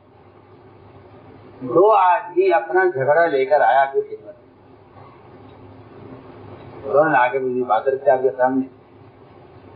آپ صلی اللہ علیہ وسلم نے دونوں کی بات سن کر جو بات واضح تھی، آپ نے ایک کے حق میں فیصلہ کر دیا، ایک کے حق میں آپ نے فیصلہ کر دیا، دوسرے نے کہا کہ نہیں جی یہ فیصلہ مجھے منظور نہیں ہے، وہاں سے نکلے. آپ نے فیصلہ کر دیا، وہاں سے نکلے، وہاں سے نکل کر ایک نے دوسرے سے کہا کہ مجھے تو یہ فیصلہ سمجھ میں نہیں آیا، چلو اب وہ صدیق کے بعد چلتے۔ ہاں وہاں آگے بھی بات رکھی تھی، اس آدمی نے کہا کہ ہمارا جھگڑا تھا، ہم اللہ کے نبی کی خدمت میں گئے تھے، آپ صلی اللہ علیہ وسلم نے یہ فیصلہ کیا ہے، میرے ساتھی کو یہ فیصلہ منظور نہیں ہے۔ اس وقت جس طرح سمجھایا، نرمی سے سمجھایا کہ نہیں، جو اللہ کے رسول کا فیصلہ اس کو ماننا چاہیے، آپ کے انکار نہ کریں، سمجھا کر دیجیے۔ وہاں سے نکلے، اس نے کہا نہیں جی مجھے تو یہ فیصلہ منظور نہیں ہے، چلو عمر کے بعد چلتے ہیں۔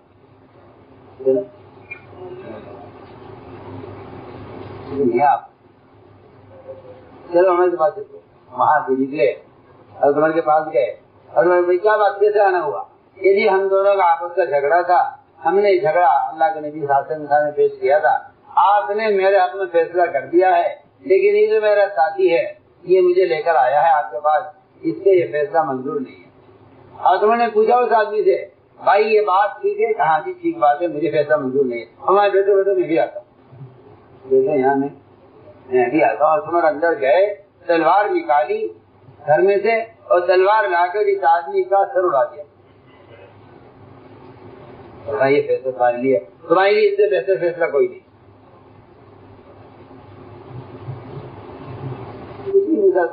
آگے کہ مانو نہیں مانو گے تو تلوار ہے، یہ بھی نہیں کہا، اتنا بھی نہیں کہا کہ نہیں مانو گے تو پھر تلوار ہے کہ نہیں، جس کو اللہ کا فیصلہ منظور نہیں وہ ہمیں منظور نہیں۔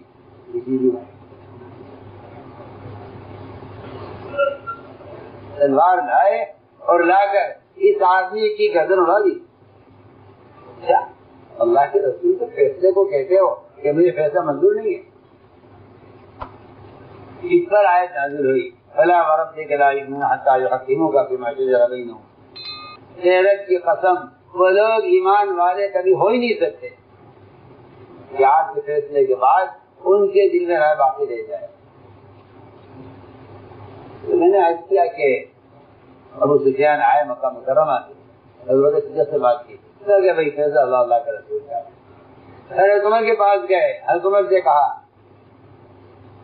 یہ مشرک تھا، حضرت عمر نے اسے پتہ نہیں کیا، یہ نہیں، ایک مشرک آیا ہے اپنے یہاں سے ایک بات لے کر، ہم اس کو مایوس کریں گے، اس کا اکرام کریں گے، ہم اس کو مایوس کریں گے۔ عجیب بات آپ نے فرمائی تھی کہ ابو سفیان آ رہے ہیں ایک مطالبہ لے کر، اس کو راضی بھی کرنا ہے اور مایوس بھی کرنا ہے، اس کو راضی بھی کرنا ہے، راضی کا مطلب یہ نہیں کہ مسلمان میں مداحنت پیدا ہو جائے کہ ہاں چلو ہم تمہارے ساتھ ہیں، مداحن تو منافق ہوتا ہے، مداحنت نہیں ہے کہ بات تو ہماری پکی ہوئی ہے جو ہے، باقی تمہارا اکرام کرتے ہیں، آؤ۔ فرمایا ابو سفیان آ رہا ہے ایک مطالبہ لے کر، اس کو راضی کر کے اور مایوس کر کے بھیجنا ہے۔ حضرت عمر نے فرمایا کہ جو تم مطالبہ لائے ہو اللہ تمہارے اس پرانے عہد کو بھی ختم کرے، اور اگر تم نیا عہد کر لو تو اللہ اس کو بھی توڑ دے، جاؤ یہاں سے، ہماری تو بات ایک ہے سب کی، جو اللہ کا فیصلہ ہمارا فیصلہ۔ یہاں سے نکلے، حضرت فاطمہ کے پاس گئے،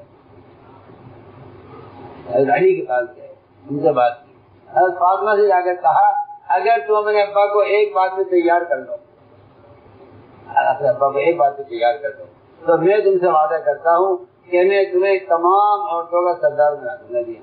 حضرت فاطمہ سے کہا ہمارے یہاں سرداری اس کو کہتے ہیں کہ جو اللہ کے رسول کی اطاعت پر ہے وہ سب سے اونچا سردار ہے، ہمارے یہاں عزت اطاعت میں ہے۔ اگر تم مجھے سرداری کی کا لالچ دے رہے ہو کہ میں ساری عورتوں کے سردار بن جاؤں گی، تو ہمارے یہاں تو اللہ کا فیصلہ ہمارا فیصلہ ہے۔ خیال آیا ارے میں اس کی حجامت کرا، میری اپنی بیٹیوں میں حبیبہ، ابو سفیان کی بیٹی، اس سے کیوں نہ بات کی جائے؟ ام المؤمنین حبیبہ، ان سے بات کرتا ہوں، یہ میری بیٹی ہے اور آپ کی بیوی ہے، یہ اچھی بات کریں گے آپ؟ وہاں پہنچے، باپ بیٹی کے گھر سسرال میں جہاں بڑی عزت ہوتی ہے وہاں پہنچے، جا کر نحبہ سے کہا ہاں بتا کیسا آنا ہوگا، کیا بات ہے؟ باپ سے بات ہو گئی نحبہ، یہ ایسے ہی جا کر بیٹھنے لگے۔ باپ بیٹی کے یہاں آیا ہے، بیٹی کی سسرال میں، جیسے ہی وہاں بیٹھنے لگے چارپائی پر تو میں نے کہا لیا ناپاک ہے، نجس ہے، یہ اللہ کے نبی کا بستر ہے، تو وحی آتی ہے، چل بھی کھڑا رہے، پہلے بستر ہٹا دو، اللہ کے نبی کا بیٹھ۔ حبیبہ نے بستر ہٹایا آپ کا، اگر تو نجس ہے اور یہ وحی کا بستر پر وحی آتی ہے، پھر جاؤ کھڑے رہو، بستر نے بیٹھا، میں بیٹھ کر بات کیسا رہا۔ حسین نے بیٹی سے کہا کہ دیکھو میں اس کام کے لیے آیا ہوں، اپنے باپ کے لیے تم بات کر لو، مجھے سارے قریش نے وکیل بنا کر بھیجا ہے۔ انہوں نے کہا کہ نہیں، ہمارے یہاں تو فیصلہ وہ چلتا ہے جو اللہ کا رسول کا فیصلہ۔ میں آج کہنا چاہتا ہوں واقعے سے کہ یہ تھی وہ چیز جس نے باطل کو مایوس کیا، باطل کو مایوس حضرت کلمہ عادت کی سنائیے۔ میں شروع یاد کر رہا ہوں کہ 3 چیزیں تھیں مسلمان کے پاس، دعوت، اتباع سنت، عادت کی اجتماعی۔ یہ 3 چیزیں مجھے یاد کر، قرآن، سیرت، احادیث سے بھری ہوئی کہ اگر یہ 3 چیزیں مسلمان میں آ جائیں، دعوت، اتباع سنت اور عادت کی اجتماعی، اگر یہ 3 چیزیں مسلمان میں آ جائیں تو مسلمان ہر زمانے میں غالب رہے گا، چاہے اقلیت میں ہو، چاہے فقر و تنگی میں ہو۔ اس لیے قرآن صاف طور پر کہتا ہے کہ اللہ کے دین کے مددگار بنو، اللہ کے دین کے مددگار بنو۔ اللہ نے حشر لگائی ہے قرآن میں، ان تنصروا اللہ ینصرکم ویثبت اقدامکم، اگر تم اس کے دین کے مددگار ہو تو اللہ تمہاری مدد کرنے والے ہیں۔ میرے دوستو، ساری بات کا خلاصہ یہ ہے کہ جتنا آپ صلی اللہ علیہ وسلم نے اپنے آپ کو 2 کاموں میں تھکایا ہے، ایک انفرادی دعوت میں، ایک انفرادی عبادت میں، یہ 2 کام آپ کی بہت زیادہ تھکانے والے ہیں، انفرادی دعوت، انفرادی عبادت۔ ایک ایک آنے والے پر آپ بذات خود کوشش کرتے تھے۔ یہ بھی اس زمانے کے جاہلوں کا خیال ہے کہ کچھ ذرائع بھی مساعد ہوتے ہیں دعوت میں، میں کہتا ہوں یہ حماقت ہے، اور اس زمانے کی آپ سنت سے تعلق نہ ہونے کی علامت ہے کہ مسلمان اپنے سے خارجی ذرائع کو ہدایت کا، دین کے پھیلنے کا ذریعہ سمجھتا ہے، یہ سنت سے عدم مناسبت کی علامت۔ ہم کچھ کہہ رہے ہیں یہ خارجی چیزوں کو دین کے پھیلنے میں مساعد سمجھنا، یہ سنت سے عدم تعلق کی علامت ہے۔ میری بات آگے سنی میں آئی تو مجھے معلوم ہے اور مجھے خبر ہے کہ آپ مخالفت کریں گے، کیونکہ آپ کو حقیقت معلوم نہیں ہے۔ جو بیچارہ اندھا ہوتا ہے اس کو کوئی چیز نظر نہیں آیا کرتی، صاف بات، اور صاف فرماتے کہ جو متبع سنت نہیں رہے گا اس کے اندر سے نور ایمانی اتنا نکل جائے گا کہ اس کو صحیح راستے نظر نہیں آئے گا۔ ہم آپ سے بہت اہم بات کرتے ہیں، انسان کے بدن سے خارجی جتنے بھی ذرائع ہیں، انسان کے بدن سے خارجی جتنے بھی ذرائع ہیں، یہ ذرائع ہدایت کے لیے مؤثر نہیں ہیں۔ یہ ذرائع نہ مؤثر ہے نہ ذریعہ ہے، نہیں۔ کیوں؟ اس لیے کہ تذکیر جو ہے وہ بدن کے استعمال سے تذکیر ہوتی ہے، تحریر تذکیر کا ذریعہ نہیں ہے، تحریر تذکیر کا ذریعہ نہیں، تحریر تذکیر کا ذریعہ نہیں ہے، اور تحریر اتمام حجت کے لیے کافی نہیں ہے۔ جب تک تحریک نہ ہو، جب تک تحریک نہ ہو تذکیر مؤثر نہیں، جب تک کیا نہ ہو، تحریک نہ ہو، یعنی جب تک مسلمان دعوت دینے کے لیے خود حرکت میں نہ آئے اس وقت تک کوئی تحریر مؤثر نہیں، کوئی تحریر یہ کہ تحریر میں کوئی مجاہدہ نہیں ہے، قلم میں کوئی مجاہدہ نہیں ہے، قلم کا جہاد کا کوئی تعلق ہی نہیں ہے نا، آپ کس بات سے بات کر رہا ہوں؟ قلم کا جہاد کا کوئی تعلق نہیں ہے۔ آپ اگر قلم سے جہاد کر رہے ہیں تو وقت ضائع کر رہے ہیں۔ اگر آپ قلم سے جہاد کر رہے تو وقت ضائع کر رہے ہیں۔ قلم کا جہاد کا کہیں رشتہ مجھے کہیں ملا نہیں ہے قرآن حدیث میں یا قلم کا جہاد کا کوئی رشتہ ہو، بلکہ حدیث میں قلم کا استعمال قرب قیامت کی علامت تو ہے، لیکن قرب ہدایت کو مجھے کہیں ملا نہیں کہ ہدایت مل جائے گی۔ قلم کا استعمال آپ جو بڑے بڑے تحریر لکھ رہے ہیں اور پڑھ رہے ہیں اور لوگوں کا پیغامات بھیج رہے ہیں نا، یہ میں کہتا ہوں کہ جہاد کا قلم کا کوئی رشتہ نہیں، جہاد کا قلم کا آپ بڑی ہے اور آپ بڑی حضرت علی کا قول حضرت علی فرماتے ہیں جہاد کے 3 درجے ہیں صرف، جہاد بالید، جہاد باللسان، جہاد بالقلب۔ جہاد بالقلب آخری درجہ ہے جہاد کا اور ضعیف ترین درجہ ہے ایمان کا، جہاد بالقلب۔ حدیث میں اضعف الایمان کہا ہے کہ آپ دل سے جہاد کریں، دل سے جہاد کرنا یہ کمزور ترین ایمان ہے۔ ان تینوں میں حضرت علی کے قول میں جہاد کا قلم سے کوئی تعلق نہیں، جہاد کا قلم سے، جہاد کا تعلق انسان کے بدن سے ہے، جہاد کا تعلق انسان کے بدن سے ہے، جہاد کا تعلق انسان کے بدن سے ہے۔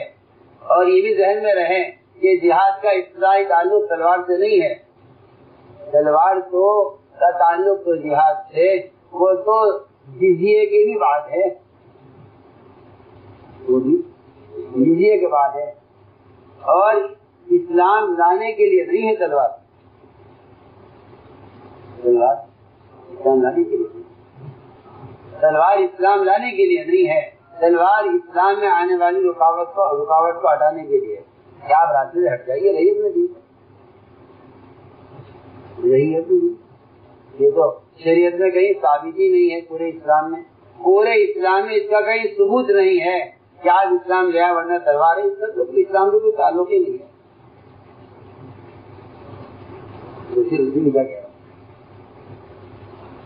اخلاق سے، احسان سے، معاملات سے، معاشرے سے جن چیزوں سے اسلام کا تعلق تھا وہ تو ختم کر دی مسلمان نے۔ اس چکر میں ہے کہ ہمیں قوت مل جائے تاکہ قوت اسلام قائم ہو جائے، قوت اسلام قائم ہو جائے۔ آپ نے کسی مشرک پر طاقت کا مظاہرہ نہیں کیا اس کو مسلمان کرنے کے لیے، کسی کہیں ثابت نہیں کہ طاقت کا مظاہرہ کریں تاکہ مسلمان کریں۔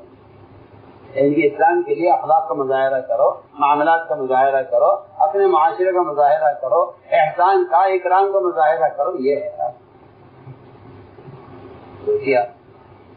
ورنہ جس مشرک نے آپ پر تلوار سوٹ لی تھی جب آپ درخت کے نیچے قیلولہ کر رہے تھے، آپ نے اس مشرک سے کے ہاتھ سے تلوار گری اور آپ نے اٹھائی، آپ نے اس پر اپنے قدر کے اقدام کی دفعہ بھی نہیں لگائی کہ اس پر دفعہ لگائی جائے، کس نے میرا قدر کے ارادے کیا؟ نہیں، آپ نے بہت نرمی سے پوچھا اس سے، تلوار سے اس سوال کا کوئی تعلق نہیں، تلوار الگ۔ آپ نے پوچھا اس سے کہ اس مشرک سے آپ نے تلوار پوچھی تھی، اسلام قبول کرو؟ اس نے کہا نہیں۔ تو ٹھیک ہے، جاؤ، میں تو معاف کرتا ہوں، رہو اپنے دین پر، رہو اپنے دین پر، میں تمہیں معاف کرتا ہوں، رہو اپنے دین پر۔ اس نے کہا میں وعدہ کرتا ہوں آپ سے کہ میں آپ کا دین بھی اختیار نہیں کروں گا، لیکن آپ کی مخالفت کرنے والوں کی مدد نہیں کروں گا، اور آپ کی قانون کی مخالفت کرنا ہے، ٹھیک ہے، رہو اپنے دین پر۔ ہمیں کیا مطلب ہے اس سے؟ آپ رہے اپنے دین پر، رہو اپنے دین پر آرام۔ آپ نے یہ نہیں کہا کہ یہ اسلام لے آؤ نہ تلوار ہے، حتیٰ یشہدوا ان لا الہ الا اللہ، اس کا مطلب لوگ سمجھے نہیں، اس کا لوگ مطلب حتیٰ یشہدوا ان لا الہ الا اللہ کا مطلب یہ ہے کہ اگر وہ رکاوٹ بنے تو ان کی رکاوٹ کو ہٹانے کے لیے وہاں تک آپ تلوار لے سکتے ہیں جہاں وہ یا تو کلمہ پڑھ لے راستے ہٹ جائیں. اس لیے مسلمان بیچارہ یوں سمجھا کہ لا اکراہ فی الدین میرے لیے ہے، ہمارے لیے. ایک دفعہ سے دوسری مرتبہ نماز کو کہہ دیا تو کہتے ہیں میاں دین میں زبردستی نہیں ہے، آپ نے نماز کے لیے مجھے کہہ دیا، آپ کی ذمہ داری پوری ہو گئی، دین میں زبردستی نہیں ہے. یہ اپنے مسلمان کہتا ہے. حالانکہ اس کا آیت کا تعلق مسلمان سے کوئی تعلق نہیں ہے، کوئی تعلق. مسلمان کو تو نماز پر آمادہ کیا جاتا رہے گا. اس آیت کا مسلمان سے کوئی تعلق نہیں. جو آیت مسلمان پیش کرتا ہے مسلمان پر کہ میاں دین میں زبردستی نہیں ہے، لا اکراہ فی الدین، آپ نے مجھے نماز کی ترغیب بھیجی، ٹھیک ہے آپ کی ذمہ داری پوری ہو گئی، میں پڑھوں نہ پڑھوں میری ذمہ داری نہیں، ایسا تھوڑی ہو جائے. لا اکراہ فی الدین کا تعلق اس آیت کا تعلق صرف کافر سے تھا کہ کسی مشرک کو اسلام پر مجبور نہیں کرنا ہے. کسی مشرک کو اسلام پر مجبور نہیں کرنا، لا اکراہ فی الدین. اسی میں نے عرض کیا کہ آپ صلی اللہ علیہ وسلم کا آپ کا معمول یہ تھا کہ آپ سب سے زیادہ اپنے آپ کو سکھاتے تھے ابراہیم آباد حکم بن کیسان کو. آپ تو میں اس لیے کہہ رہا تھا کہ یہ اتنے خارجی چیزیں ہیں، یہ ذریعہ ہدایت نہیں. یہ پکی بات، آپ میری بات مانیں گے نہیں، مجھے اللہ کے شکر کی کوئی پرواہ نہیں، لیکن جو حقیقت ہے وہ آپ کر دیں. اس لیے کہ تذکیر کا سبب اللہ نے انسان کے علاوہ کسی چیز کو بنایا نہیں. ذکر ان ذکر تنفع المؤمنین، کہ تذکیر کا امر مومن کے لیے، تذکیر کا حکم مومن کے لیے. اگر مسلمان دین کی بات کو مجھ تک پہنچانے کے لیے خود استعمال نہ ہو کر خارجی ذرائع استعمال کرتا ہے تو میں آپ سے اللہ کی قسم کھا کر کہتا ہوں کہ اس سے نہ اعتداد رکے گا، نہ ہدایت پھیلے گی، نہ تعلیم ہوگی، نہ تربیت ہوگی. میں قسم کھا کر کہتا ہوں، نہ تعلیم نہ تربیت. اور اگر آپ چاہیں اخبار رسائل سے ارتداد کو روک دیں تو یہ کبھی ہو نہیں سکتا، یہ کبھی نہیں. میں دوستوں آپ سے بات کرتا ہوں کہ اگر بدن کے استعمال کے بغیر نماز ادا نہیں ہو سکتی تو اپنے بدن کے استعمال کے بغیر دعوت کی ذمہ داری ادا نہیں ہو سکتی. یہ دو فریضے ایسے ہیں، دو فریضے. جو نماز کا فریضہ ہے جو بدن کے استعمال کے بغیر ادا نہیں ہوگا، وہ دعوت کا فریضہ ہے جو اپنے بدن کے استعمال کے بغیر ادا نہیں ہوگا. سیدھی بات. لیکن آپ زمانے کے مسلمان کی عقل پر پتھر یہ پڑا ہے کہ یہ خارجی چیزوں کا استعمال کرتا ہے دین کی باتوں کو پھیلانے کے لیے اور سمجھتا ہے کہ میں تبلیغ کا کام کر رہا ہوں. تبلیغ میں تو بلغ کا امر نبی کے لیے ہے، بلغ کا امر نبی کے لیے ہے جن کو لکھنا ایک حرف نہیں آتا. آپ کیسے کیجیے، جنہیں ایک حرف لکھنا نہیں آتا ان کو حکم ہے بلغ. آپ بتائیے کیسے تعلق ہے سے بتائیے، ہاں نام جواب دیجیے. جس کا بلغ کا امر لکھنا آتا ہے، یہ تو آپ کا خیال ہے کہ صحیح اسلام مل جائے گا، آپ کا خیال ہے نا. بلغ کا امر نبی کے لیے ہے اور نبی ایک حرف لکھنا نہیں جانتے، ایک حرف نہیں. اور بلغ کا امر نبی کے لیے حرف یاد کرنے جاتے.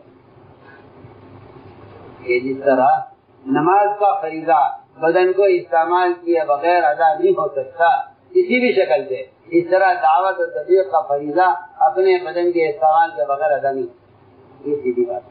ہاں بغیر ایسا ہے کہ خارجی ذرائع سے دین کی بات پہنچ جائے تو یہ کوئی تبلیغ نہیں، نہ یہ تبلیغ ہے نہ یہ تعلیم ہے. تبلیغ اور تعلیم یہ دو ایسے کام ہیں، تبلیغ اور تعلیم یہ دو ایسے کام ہیں جو آپس کا اختلاط چاہتے ہیں، آپس کا ملنا. دعوت اور تعلیم یہ دو ایسے کام ہیں. ورنہ اس زمانے میں مسلمان کی ساری قوت کو خرچ ہو رہی ہے دنیا پر، آلات اور ذرائع اخبار اور رسائل چھپ رہے ہیں اور یہ پھیلائے جا رہے ہیں کہ تاکہ لوگ پتہ چلے کہ دین کیا ہے. یہ کوئی دین کی پیش کرنے کا عمل ہی ہے. یعنی دین کے پیش کرنے کے لیے تو صرف انسان کا بدن مشین ہے، اس کے علاوہ کوئی ذریعہ نہیں. نہ کتاب معاملات پیش کریں گے، نہ کتاب معاشرہ پیش کرے گی، نہ کتاب عبادت پیش کرے گی، کتاب کیا پیش کرے گی؟ اور مسلمان بیچارہ اس دھوکے میں ہے کہ تین کتابوں کے اندر ہی لے لو وہاں سے۔ ہم نے عرض کیا کہ اگر تذکیر کا کوئی سبب انسان کے علاوہ ہوتا تو اس راستے میں نکلنے میں تاخیر پر عذاب کی دھمکی نہ ہوتی۔ ہم نے ایک بہت اہم اصول عرض کیا، اگر تذکیر کا انسان کے علاوہ کوئی اور ذریعہ ہوتا، دین کی بات یاد دلانے کا انسان کے علاوہ کوئی اور ذریعہ ہوتا تو اس راستے میں نکلنے میں تاخیر پر عذاب کی دھمکی نہ ہوتی۔ ورنہ قرآن حدیث بھرے پڑے ہیں، دعوت نہ دینے پر عذاب کی دھمکیاں قرآن میں جگہ جگہ ملے گی، قرآن جگہ جگہ اللہ تنفروا يعذبكم عذابا أليما، پڑھیے قرآن۔ آپ سمجھتے ہیں کہ نفر کا تعلق قتال سے ہے، ہم کہتے ہیں نہیں، نفر کا تعلق دعوت سے ہے۔ آپ سمجھتے ہیں کہ نفر کا تعلق قتال سے ہے، ہم کہتے ہیں نفر کا تعلق دعوت سے ہے۔ قتال تو منتہی جہاد ہے، قتال منتہی جہاد، اور یہ مسلمان مبتدائی جہاد کو چھوڑ کر سمجھتا ہے کہ منتہی جہاد ہونا چاہیے، یہ کیسے ممکن ہے؟ مبتدائی جہاد نہیں ہے تو منتہی جہاد کیسے ہو جائے گا؟ سوچنے کی بات۔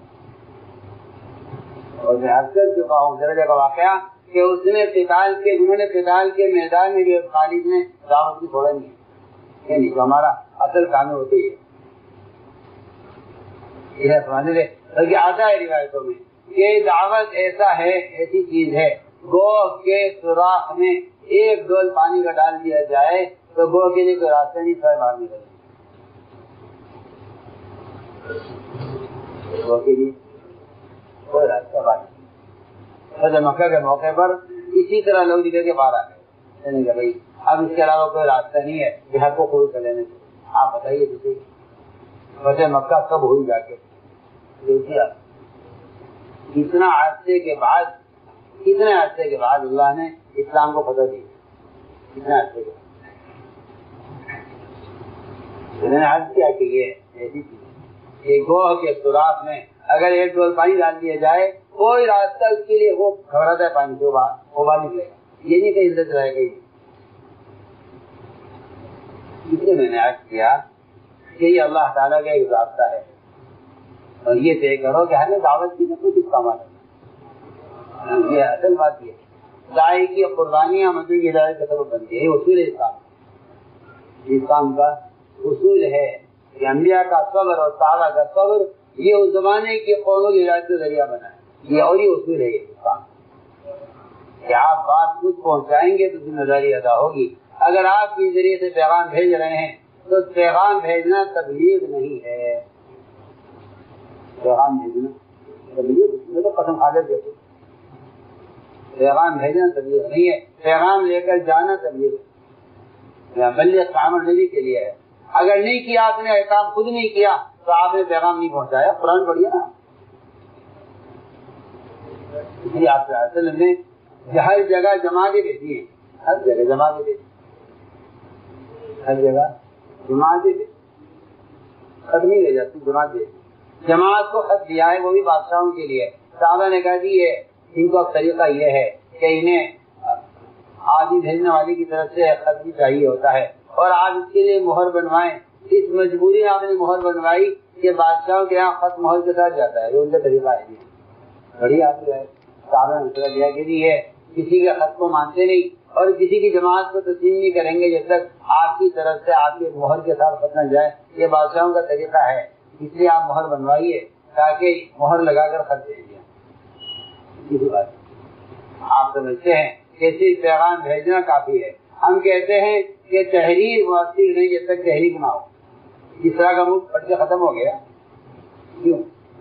دیکھیں جماعت میں جا کر بات پہنچا، جماعت میں جا کر بات پہنچا، ہم آج بھی اسے میرے دوست اس راستے میں پھرنا اللہ کا امر ہے، بس ہم اس کے علاوہ کچھ نہیں جانا، اللہ کا امر ہے، اور دین سیکھ لیا جائے اس وقت تک پھرے، یہ خروج کا مقصد نہیں ہے، یہ خروج کا مقصد ہے۔ خروج کا مقصد یہ ہے کہ دین قائم رہے، اس لیے تعلیم دین کے لیے تبلیغ نہیں ہے، اقامت دین کے لیے تبلیغ ہے۔ دعوت اور خروج اقامت دین کے لیے، خروج کس کے لیے ہے؟ اقامت دین کے لیے، اقامت دین کے لیے نفر ہے کہ امت کو دین پر قائم رکھا جائے، اس کے لیے نفر ہے۔ یہ تعلیم دین کے لیے نفر نہیں ہے کہ نکلو دین سیکھنے کے لیے، کہ دین تو سیکھ لیں گے، تو دین کا سیکھنا تو تبلیغ کا ابتدائی مرحلہ ہے۔ ہماری عطا کا منظور ہے کہ الف با تا کوئی سیکھ لے مدرسے میں، یہ نرسری ہے، نرسری۔ جیسے اگر آپ نماز سیکھ لیں، کلمہ سیکھ لیں اور قرآن سیکھ لیں اور زکوٰۃ اور فرائض حج کے اور فرائض اور مسائل سیکھ لیں، یہ تبلیغ کی الف با تا ہے، یہ الف با تا۔ ورنہ نفر کا اصل مقصد اقامت دین ہے، اقامت دین قائم۔ اس لیے میرے دوستو، اس کام کو اللہ کا امر سمجھ کر کرو، اس کام کو اللہ کا امر سمجھ کر، اللہ کا حکم، اللہ کا حکم ہے، پورا کروں گا تو اللہ نوازیں گے، نہیں کروں گا تو اللہ عذاب دیں گے، یہ ذہن میں ہونا چاہیے۔ دعوت کا کام کوئی ثواب کا کام نہیں ہے کہ چلو بھائی نہیں کریں گے تو کیا ثواب نہیں ملے گا، ایسا نہیں ہے۔ میں کچھ کہہ رہا ہوں، نہیں کرو گے تو عذاب ہوگا، نہیں کرو گے تو عذاب ہوگا۔ یحییٰ علیہ السلام تو یہاں تک فرما گئے کہ اگر میں نے خود دعوت نہ دی تو اللہ مجھے دل میں دھسا دیں گے۔ آپ پڑھیے حدیث ترمذی شریف کی روایت ہے، اگر میں نے دین کا پیغام خود نہ پہنچایا، عیسیٰ علیہ السلام میری جگہ تم نے پہنچا دیا تو اللہ مجھے دل میں دھسائیں گے۔ یہ صحیح روایت ترمذی شریف کی روایت۔ اگر آپ کہتے ہیں فرض کفایہ ہے تو وہ فرض کفایہ ان کو ادا ہو جاتا نا، عیسیٰ علیہ السلام پہنچا دے تھی بات، اگر میں نہیں پہنچا رہا پہنچا دی، کیا کہہ رہا علماء سے کہہ رہا۔ اگر فرض کفایہ ہوتا تو یہ کفایت عیسیٰ علیہ السلام کر رہے تھے نا، یحییٰ اگر تم جا رہا تھا ایسا عیسیٰ علیہ السلام سے کہا کہ یحییٰ نے کہ عیسیٰ آپ ہرگز نہیں جائیں گے، اگر آپ گئے میں نہ گیا، میں نے کام نہ کیا تو اللہ مجھے دل میں دھسائیں گے، اللہ مجھے عذاب دیں گے۔ آپ پڑھیے بتائیے یہاں کون سے قتال کا ذکر ہے؟ بس یہ طے کر لو کہ ہمیں اس کام کو کام بنا کر کرنا ہے، ذمہ دے کر کے فرمان کے لیے نقد ضرورت تیار۔ آؤ مشکل کرو، ایک سال کے لیے، دوسرے سال کے لیے، تیسرے سال، اور کھلے خرچ کے ساتھ 5 مہینے کے لیے ملکوں میں جانے کے ارادے کرو۔ منظور میں گرام سال لگا چکے ہیں، وہ دوسرے سال ماشاء اللہ، اللہ تعالیٰ قبول فرمائے، ماشاء اللہ۔ جی کیا نام ہے آپ؟ جی صدیق صاحب، اللہ تعالیٰ قبول فرمائے، اور بتائیں 5 ماہ کے لیے اللہ تعالیٰ قبول فرمائے، ماشاء اللہ۔ کیرلا کی تو ساتھیو یہ تھا بیان عالم امیر حضرت جی مولانا سعد صاحب کا۔